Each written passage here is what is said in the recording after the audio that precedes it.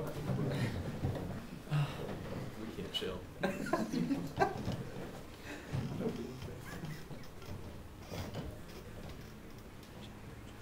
Well, we'll give our speaker a few extra seconds.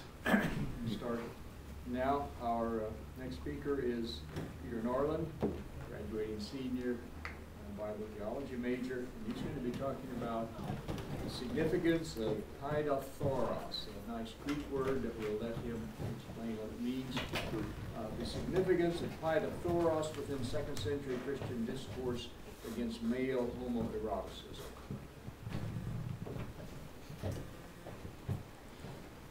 So last Friday, a handful of students on this campus participated in the Day of Silence, where they all day refused to speak until about 4 or 4:30, and then they gathered in the quad, and they all gave a shout at the same time. And that Day of Silence was to represent breaking of silence against abuse and hate crimes against the gays. So the gay Christian question, gay people and the church, is a big one, and it's close to home, even on this campus. Today, we're going to be talking about second century Christians and homosexuality, and particularly the word that they used to talk about it.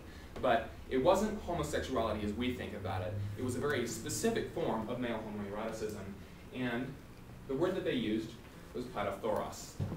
Now, for those that don't know how to read Greek, this is its transliterated version, paidothoros. And the first thing to note about this word is that it's a compound word. It's pais plus phorus. And pais means child or boy, and phorus means seducer. So a seducer of boys. As we continue to talk, we'll examine exactly what pais means and show that it's not boy in the sense of an age boy that we would think today, like a minor. Instead, it's a boy in a different sense, a sexual and a social sense. So what we're going to do is we're first going to go over some definitions, then hit on where it appears in literature, and go to seeing it in context, and finally take a look at Greco-Roman culture and their practices of male homoeroticism to get an understanding of how these two couple together, the word paidothoros and male homoerotic practices. Then we'll put some conclusions and think a little bit about what this means for us today. Now, before I go on, I want to make sure that everybody knows that we are going to be talking about some explicit things sometimes. I'm going to keep it as little as possible because that's just what we need to do. But if you're feeling uncomfortable and you don't feel like you can keep going, you're welcome to step out, get a breath of fresh air, anything that you need. So, definitions. Definitions are really important because they're going to help us understand exactly. We need to make some distinctions here. First of all, about sex. Your sex is your literal, just your biological functions, okay?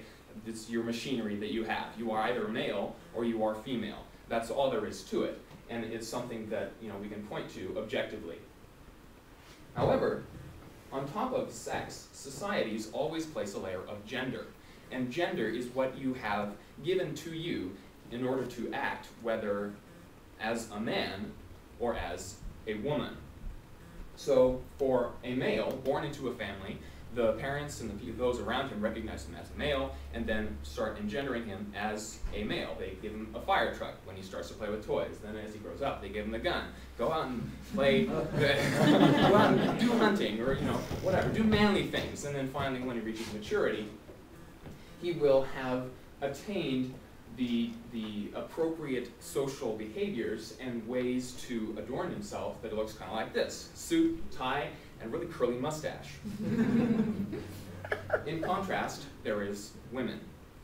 Instead of being given the toy truck, they're given dolls. And then later on, they're encouraged to associate with other women and have tea parties and wear bonnets, you know, that sort of thing. And by the time they reach maturity, what we get is not just a female, but a woman. Someone who has adorned herself in a way to show off her curvaceous figure, wear dresses. You didn't see the guy in the dress. Long, curly hair, earrings, and it's much more than just male, female. So as we talk about male homoerotic practices in ancient times, we have to realize that there is a gender distinction that we have to get past. Their notions of gender were rather different from what we have today. So when we speak of homosexuality, we're speaking of a modern term. This term was actually invented around 1869 by a guy who was arguing for more acceptance of men, or people, who feel a romantic attraction to people of their own sex. And today, that opened up the ability to have really a third gender. We have men on the left-hand side, women, and then in between, there's gay people. They're not men, they're not women, we're not really sure what they are, but they're kind of a third gender. And so, because of that current social situation, when we talk about ancient practices, we have to speak of homoeroticism. That's why I'm using that word. It's not just fancy-dancy scholarship stuff. It's just males together, and females together doing, you know, what they do. So that's why we are speaking of male homoeroticism, because we have to put aside our current conceptions about gender and about what homosexuality is when we actually approach this. So when we keep our minds open, let's go ahead and go on to see what paidothoros, how it appears in the literature. It appears in 2nd century Christian literature and some other literature. These are pretty much all of the appearances. There's not a whole lot, but it is fairly widespread and in quite a few different kinds of documents. First of all, we have dialogue with Trypho, written by Justin Martyr. I think Skylar mentioned Justin in his presentation just a moment ago. And the reference to paidothoros is not really, it's not developed hardly at all. It's just there in the text. It's talking in conjunction with idolatry and the typical practices of the Greeks. Then we move on to Address to the Greeks, written about the same time in the early part of the 2nd century. And again, it's kind of a brief, cursory reference, not much explanation given, it's just kind of there in the text, but it's a completely different text. Then we move on to the Didache, also written somewhere around the beginning of the 2nd century. And the Didache was kind of an important work in the early part of the Christian church. Some considered it, or some scholars do consider it, a church manual describing what sort of practices they can and shouldn't do.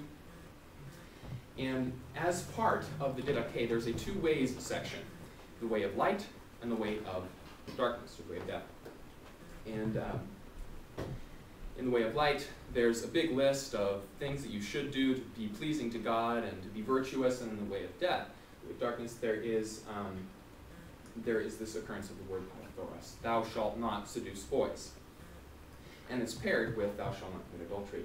Same thing with the Epistle of Barnabas. It has a similar two-way section. So there's an interesting textual relationship between those two documents. Not exactly sure how they relate, but they were two separate documents, and it wasn't word for word.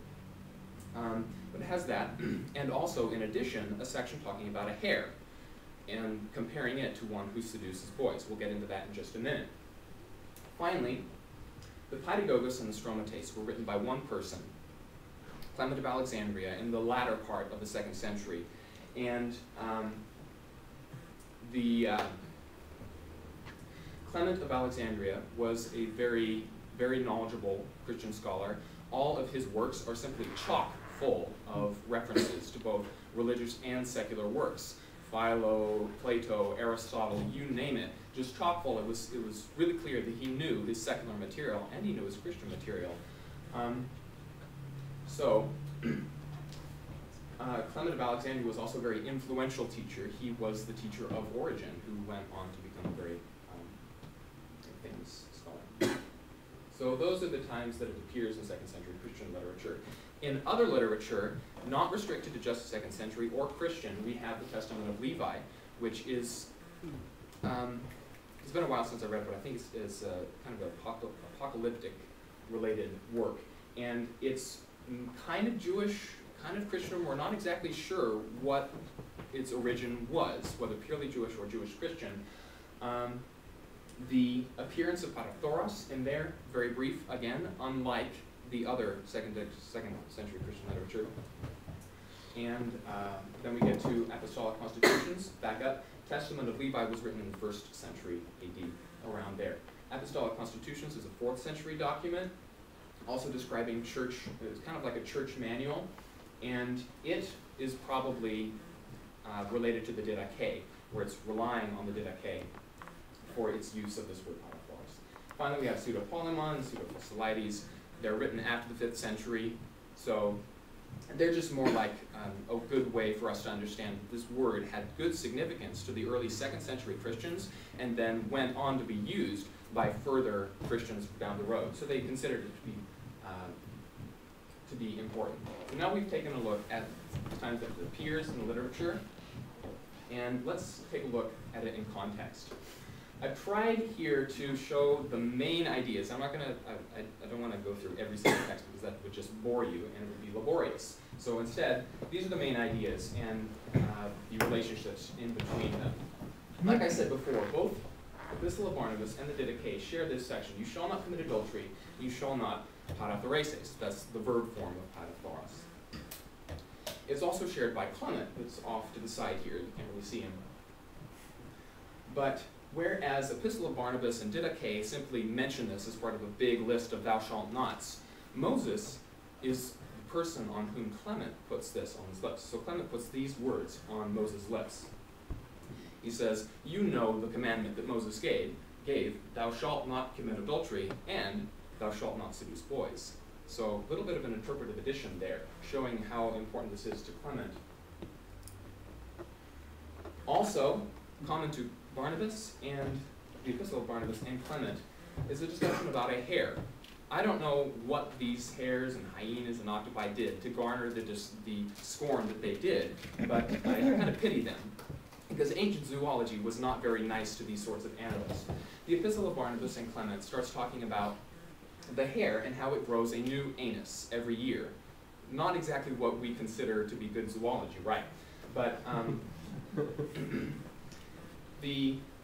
as part of this discussion, it's Barnabas trying to make sense of the Mosaic Law, because the early Christians came along, they had the Old Testament law, and realized we're not actually following all this. If it's scripture and authoritative, what exactly does it mean? How is it still applicable? And one of the things they did was interpret it allegorically. So when Moses gave the food laws, thou shalt not eat octopi or hares or hyenas, instead he was saying, according to Barnabas, don't be like those kinds of people. The octopus slithers around on the depths of the ocean. Don't be like a person who slithers around kind of, sneakily. And don't be like a hare, because he grows a new anus every year. And apparently the connection must have been anus, seducer of boys.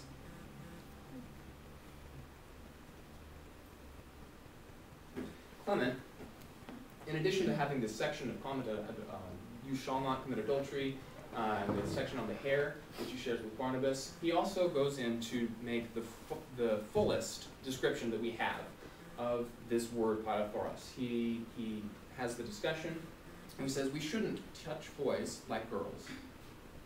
Then he goes on to say we shouldn't be sowing seeds on rocks where they won't grow fruit. Apparently talking about and referring to the fact that male-male homoeroticism does not produce offspring. And that is most likely underneath the heading of Clement's overall sexual ethic, which is you shouldn't have sex unless you're going to procreate. So he continues building his case against parathoria, by mentioning Sodom and Gomorrah. Now, while modern scholars have called into question whether or not this originally was talking about homosexuality, homoeroticism rather, it certainly was in the ancient world, by the time of the early Christians, a typical and widely used example of homoeroticism. Then finally, he touches on Leviticus 18:22, thou shalt not lie with a man as with a woman. So I think it's pretty clear that Clement is talking about male homoeroticism. But now what we have to do is ask the question, what kind of homoeroticism? Is it the kind that we have today? Is it, what exactly is it?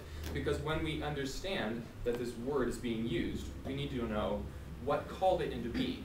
Because the Christians were rejecting a particular type of homoeroticism, and so a particular social situation must have called this particular word into being.